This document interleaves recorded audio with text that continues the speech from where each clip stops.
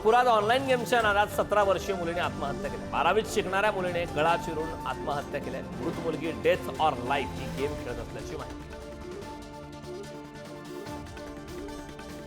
हल्ला करून जीव मारण्याचा प्रयत्न केल्याच्या प्रकरणात कोर्टाने शिक्षा ठोठावल्यानंतर 2 आरोपींनी कोर्टाच्या आवारातून पलायन केल्याची खळबळजनक घटना मालेगावमध्ये घडली। पळून जाणाऱ्या एकाला पकडण्यात पोलिसांना यश आले, मात्र एक आरोपी अद्याप फरार आहे।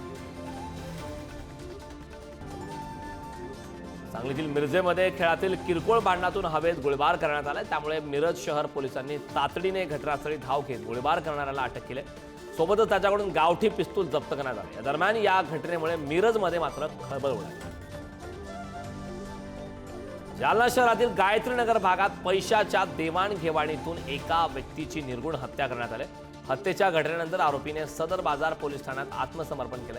या दरम्यान पोलिसांकडून घटनेचा तपास सुरू करण्यात आला। भर दिवसा घडलेल्या या घटनेने परिसरात एकच खळबळ उडाली। नंदुरबारच्या सोरापाडा मेगा सिटीत वनरक्षक हेमल्या पावरा यांच्या घरात चोरी झाली। चोरट्यांनी तब्बल 3,92,000 सोन्या चांदीचे दागिने चोरून पळ काढलाय। या प्रकरणी अक्कलकुवा पोलिसांनी गुन्हा नोंदवून तपासाला सुरुवात केली।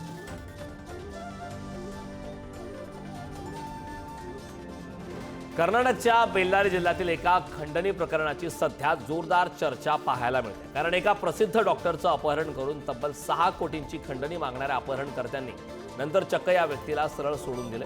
या प्रकरणी पोलीस अधिक तपास करत आहेत। पुण्यातील तरुणीचा पीएमपी बस समोर बुलेटवरून जीवघेणा स्टंट करण्याचा व्हिडिओ सध्या इंस्टाग्रामवर चांगलाच व्हायरल झालाय। तिच्या या रील्सवर पोलीस कारवाई करणार का असा प्रश्न उपस्थित केला जातोय। या रीलने सोशल मीडियावर मोठ्या प्रमाणावर चर्चेला उधाण अवघ्या 14 वर्षाच्या शाळकरी मुलाने रिव्हॉल्व्हरमधून डोक्यात गोळी झाडून आत्महत्या केली। ही घटना माढा तालुक्यातील आडे गावात घडली। अद्याप आत्महत्येचं कारण हे समजू शकलं नाही। श्रीधर गणेश नष्टे असं आत्महत्या केलेल्या मुलाचं नाव।